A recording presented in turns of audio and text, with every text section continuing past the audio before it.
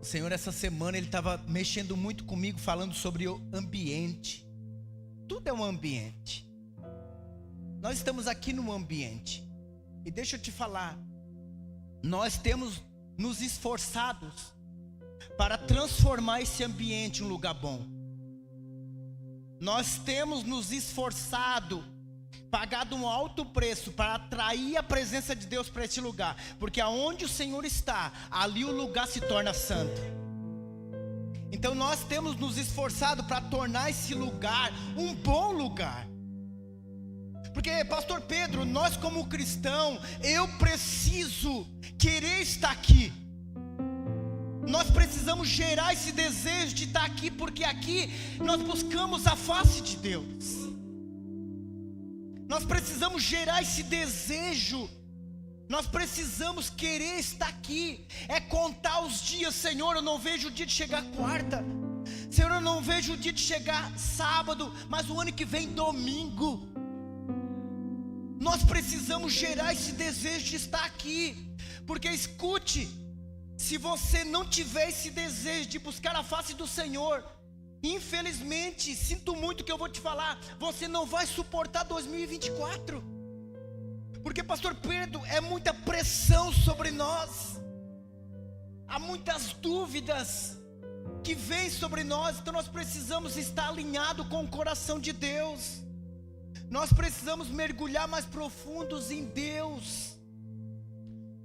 Olha o que eu anotei aqui. Todos nós precisamos construir um ambiente sadio para estar, para viver. Você trouxe caneta? Anote aí. Todos nós temos um compromisso de construir um ambiente bom para se viver. Um ambiente gostoso de estar. Todos nós temos um compromisso de construir esse ambiente. É tão bom quando a gente chega aqui ou em casa. Aqui depois de um dia de trabalho, em casa depois de um dia de trabalho. Tem que ser esse lugar bom de viver, de estar. Porque nós como cristão e trabalhador, a nossa vida é isso. Trabalho para casa, igreja e união, tá junto. Nós precisamos gerar isso. Nós precisamos querer isso. Senhor, gera essa paixão dentro de mim, Senhor. O ambiente constrói muitas coisas dentro de nós.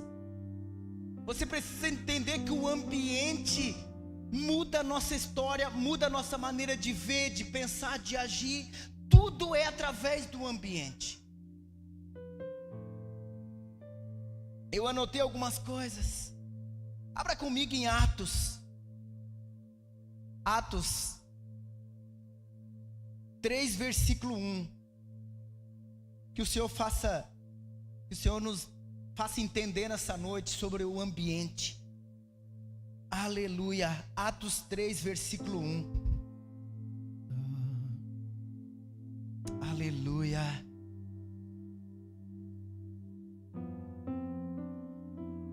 Encontraram? Diz assim: certa ocasião, Pedro e João estavam subindo ao templo na hora da oração, isto é, às 3 horas da tarde.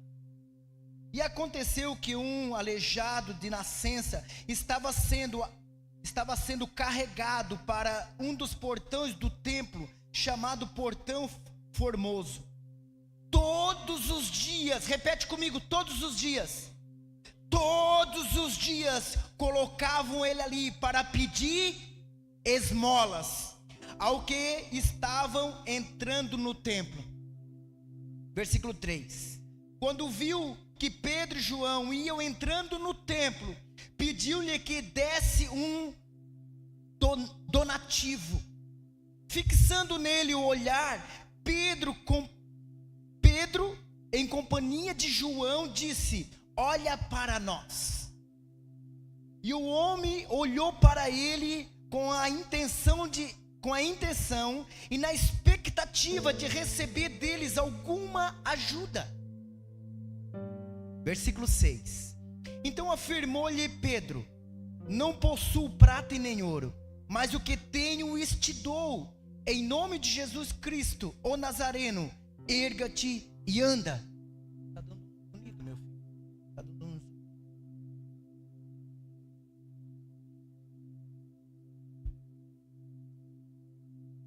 É ao vivo. Versículo 7. E segurando-o pela mão, ele disse que não tinha ouro e nem prata, mas o que eu tenho isto te dou. Em nome de Jesus, o Nazareno, erga-te e anda. Versículo 7. Segurando-o pela mão direita, ergueu e o levantou-se naquele mesmo instante. Os pés e tornozelos do homem fixaram firmes. E deu um salto e pôs-se em pé, começou a andar.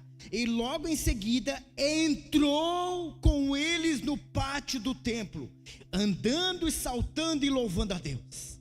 E quando todo o povo ouviu andando e adorando a Deus, reconheceu que era aquele mesmo homem que estivera prostrado junto ao portão formoso do templo. E ficaram plano de temor e perplexo com o que lhe aconteceram. Meu Deus, essa é uma história muito conhecida. Um homem que todos os dias ele era colocado aonde? No templo, ou na porta do templo, para pedir esmolas. O objetivo daquele homem era pedir esmola para todo aquele que entrasse no templo ou entrasse na igreja. É como se cada vez que eu e você viesse na igreja, tivesse um mendigo ali na rua. Então, o que aconteceu? Todos os dias, e nas 3 horas da tarde, tinha oração naquele lugar. E Pedro e João estavam indo para a oração. Então a Bíblia diz que aquele homem pediu para eles: tem algo para mim aí? E ele disse: olha, nós não temos ouro e nem prata, mas o que nós temos nós te damos. Em nome de Jesus de Nazaré, erga-te e anda. E a Bíblia diz que aquele homem, Pedro estende a mão e puxa, e ele dá um salto, porque os seus tornozelos se afirmam. E a Bíblia diz então que ele entrou com eles aonde? No templo. Ou seja, Pedro e João arrancaram eles daquela situação, daquele ambiente, e trouxe ele para outro ambiente. Ele vivia num ambiente de humilhação, Alain, de dor e sofrimento, até se encontrar com o homem de Deus.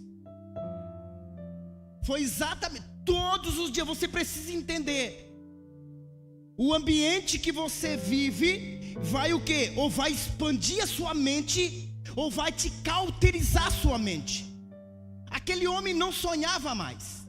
Aquele homem só esperava uma esmola todos os dias.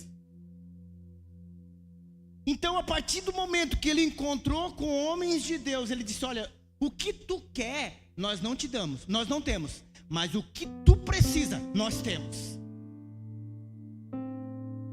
O que tu quer, nós não temos, mas o que tu precisa, isso nós temos.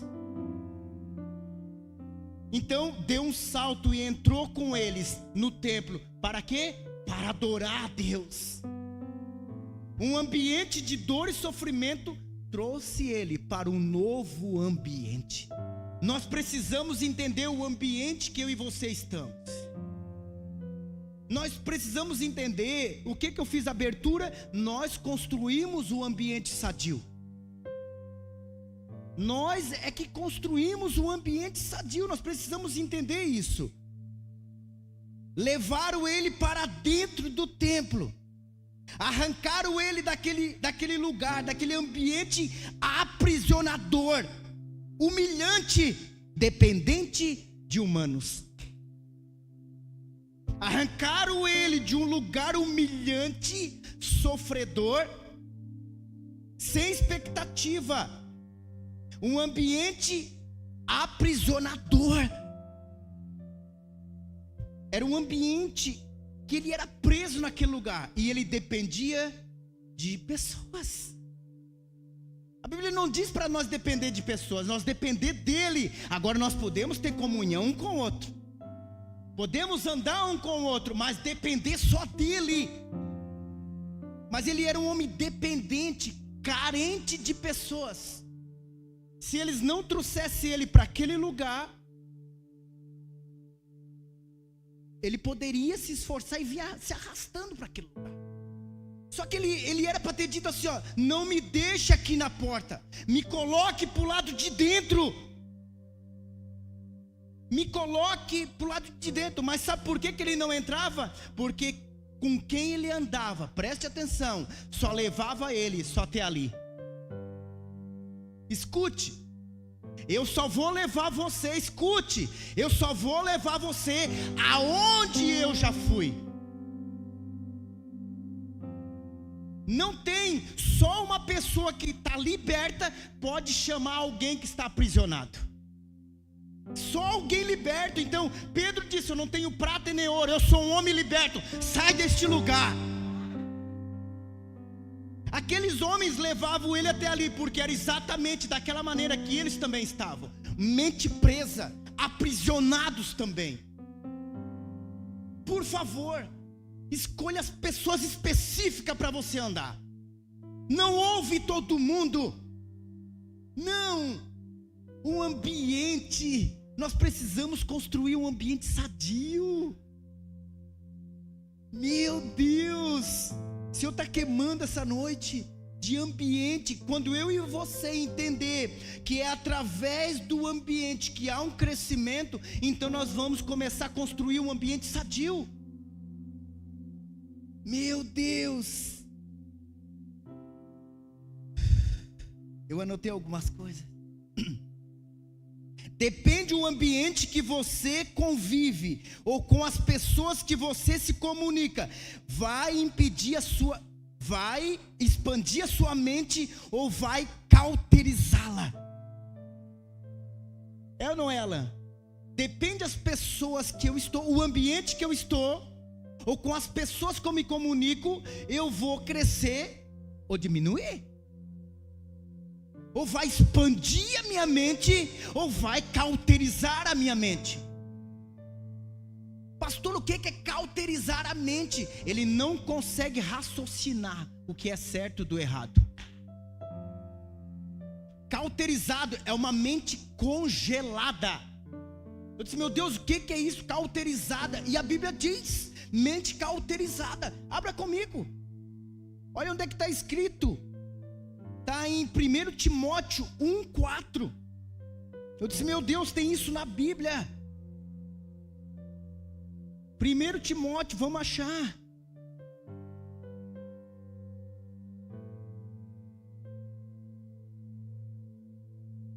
Vamos achar o menino. Está aqui. 1 Timóteo 4. Olha o que diz. Conseguiram achar? 1 Timóteo, está do ladinho de 2 Timóteo. Diz assim: o Espírito Santo afirma expressamente que nos últimos tempos alguns se desviariam da fé e darão ouvidos a espíritos enganadores e a doutrinas de demônios. Versículo 2: sob a influência da hipocrisia de pessoas mentirosas que têm consciência cauterizadas. Se um cego guia outro cego, os dois cairão na cova. Então, por isso que você tem que andar com pessoas que conseguem enxergar o além. Ele está falando aqui, ó, pessoas com a mente, com a consciência presa, vai fazer a sua mente cauterizada também. Você não vai conseguir ver o que Deus quer nos mostrar.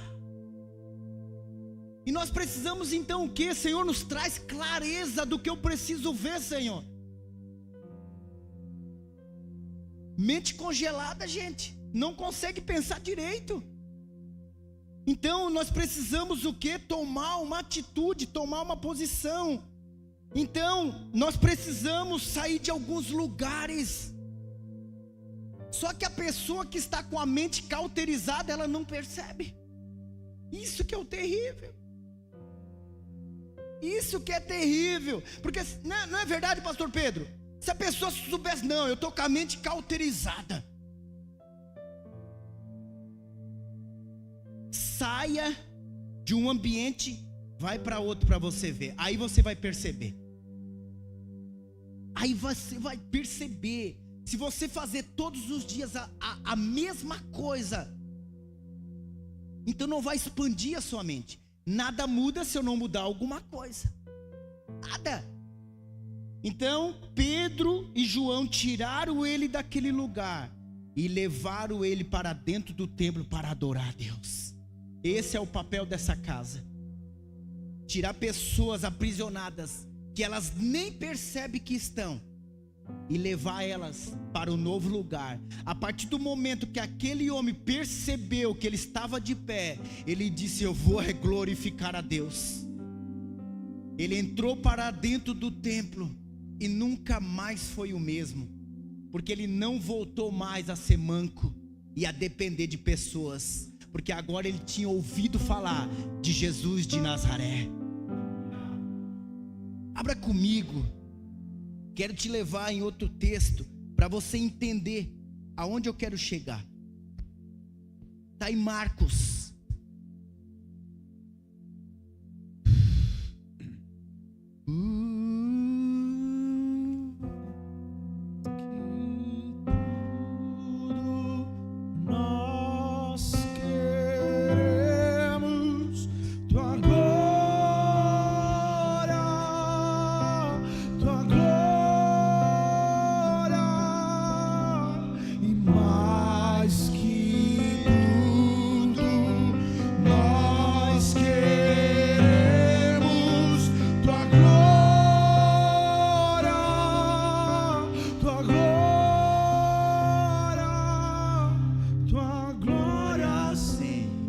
Aleluia. Marcos 8, de número 22. Marcos 8, 22.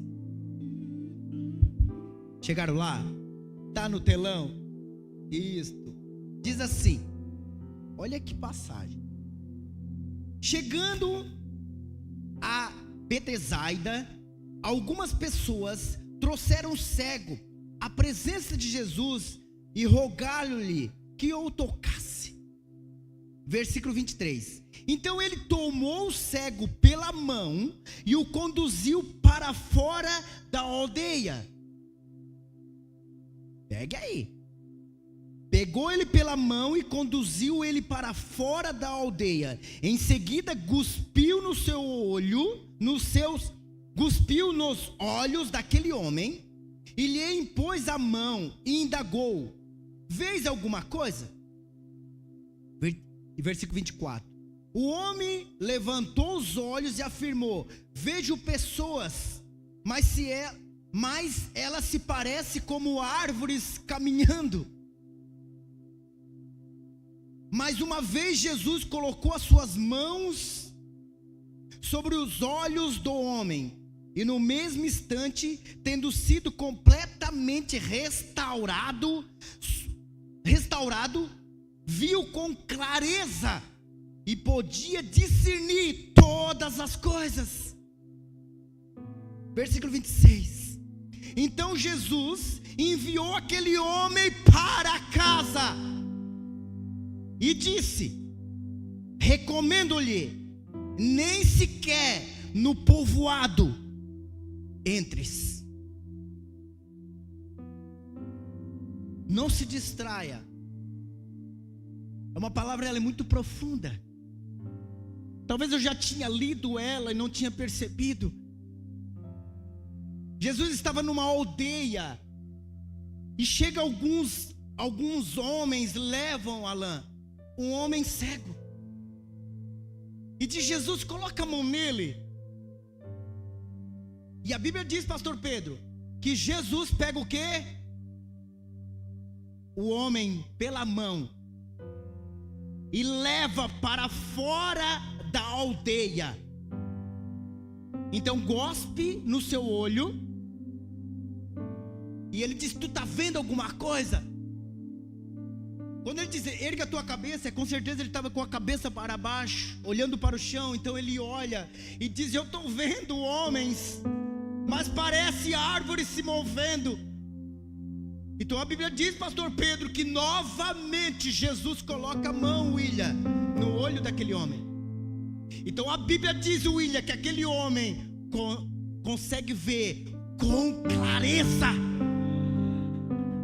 Com clareza ele passa a enxergar. É isso que muitas vezes nos falta. Senhor, toca em meus olhos.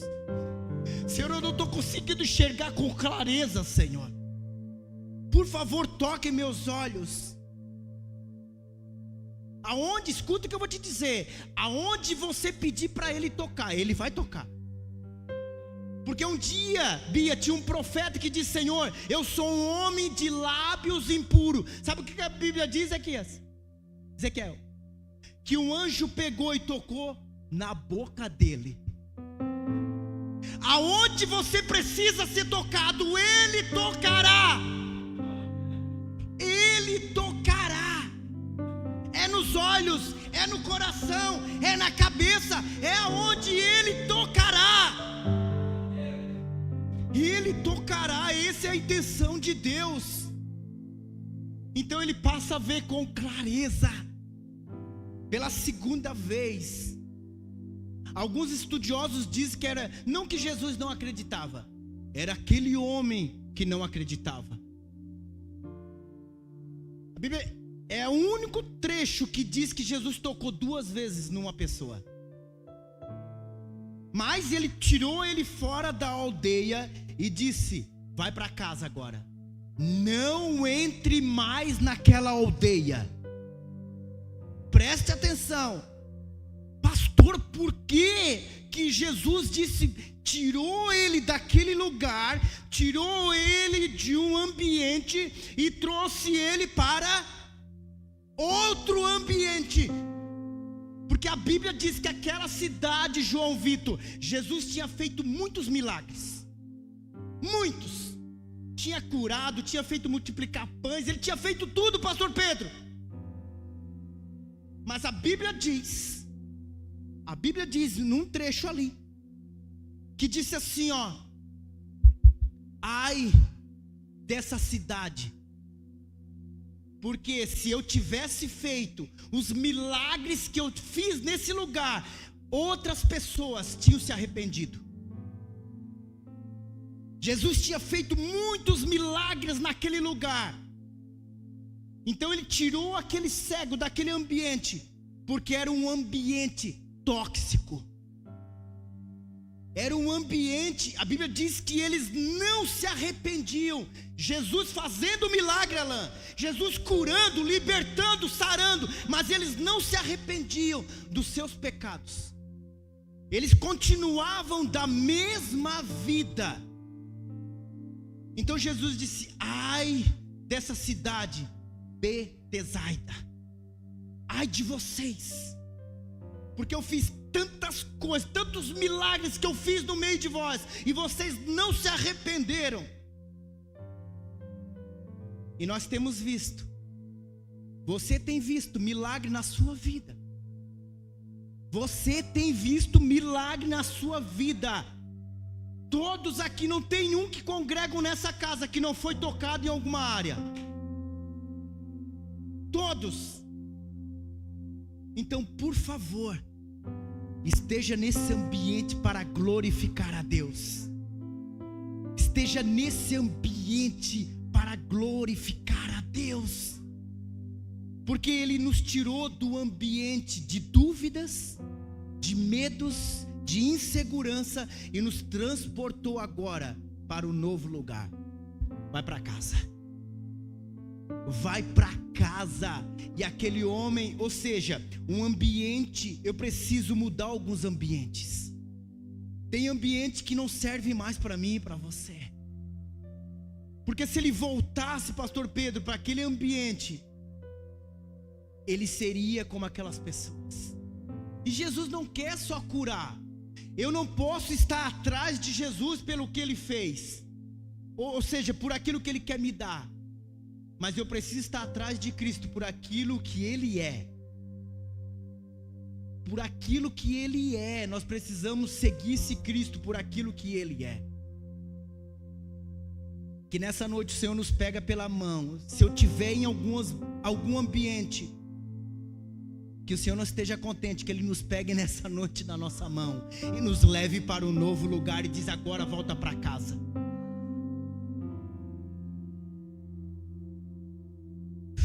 Meu Deus do céu.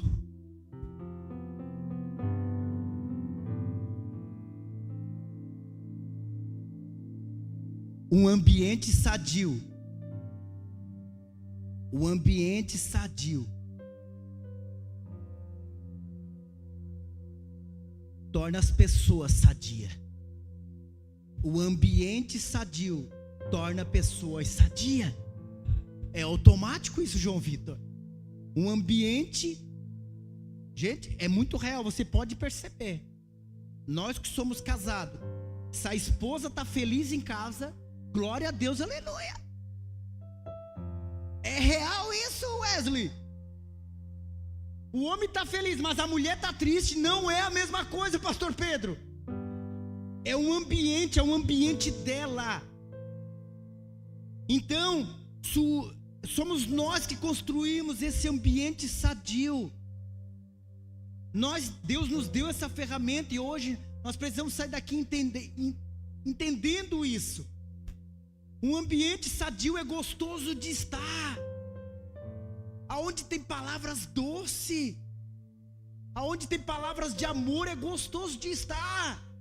Ai, meu amor, estava com saudade de ti. Tu veio do trabalho, toma um banhinho, já vou preparar um café para ti. Quem chega primeiro faz isso. Pastor, nós que chegamos junto, faz tudo junto então. Eu fui numa casa que tinha 2 chuveiros, no mesmo banheiro 2 chuveiros. Por que, meu Deus, 2 chuveiros? Ah, para não haver briga. É real.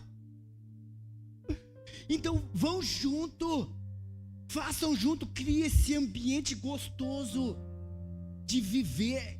É esse ambiente que nós queremos aqui, ó. E num ambiente bom de estar, nós queremos estar. Então somos nós que construímos esse ambiente gostoso aqui, ó. Irmãos, param de falar de mim, eu também não vou falar mais de você. Vamos parar de nos criticar, Wesley. Vamos dizer que nós nos amamos e deu. Vamos nos guardar, nos proteger, porque se você olhar para mim, você vai encontrar falhas e eu em você. Então nós vamos viver nesse pé de guerra. Por que você acha que o casal está sempre às vezes se brigando? Porque olha para os defeitos. A ciência diz que a paixão, João Vitor, dura 2 anos. 2 anos vira, 2 anos. 1 ano, 2, meu amor, não foi aí que tu falou? 1 ano é eu que estou acrescentando. Então é 1 ano é uma paixão. Depois desse ano, você veja com clareza. Depois de 1 ano, sabe, porque a paixão a gente passa por cima de tudo. Mas depois da paixão encerra. Você vai olhar para ela, você vai olhar para ele, você vai ver com clareza. Então faz esse ambiente sadio e você tornará pessoas sadias. Aleluia! O ambiente negativo e tóxico vai gerar pessoas amarguradas. Você está anotando tudo isso? Eu anotei. Um ambiente negativo e tóxico vai gerar pessoas amarguradas. Pastor do céu, acho que hoje o Senhor está revelando, pastor. Às vezes, pastor Pedro, nós queremos uma mulher doce do nosso lado, mas o que eu estou construindo? Será que o nosso ambiente é sadio? Nós vamos gerar filhos amargurados, homem e mulher amargurados, e é triste, é terrível estar com uma pessoa amargurada.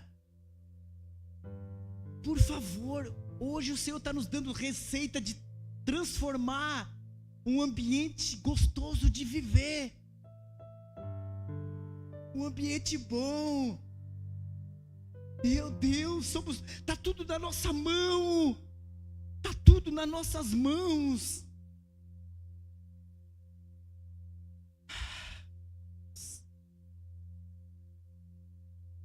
Como tem sido na sua casa? É um lugar bom de estar? É um lugar sadio? Estou encerrando. O que você anda falando no trabalho, em casa e na igreja? O que nós andamos falando no trabalho, em casa ou na igreja? Nós precisamos. Pois sexta-feira eu acordei com uma palavra assim na minha mente: maldizente. Sexta-feira pela manhã cedo, só levantei, no que eu fui, veio assim uma palavra na minha mente: maldizente. Só porque depois eu fui ler em Mateus 5:8, diz, que fala do pastor Pedro, dos pacificadores.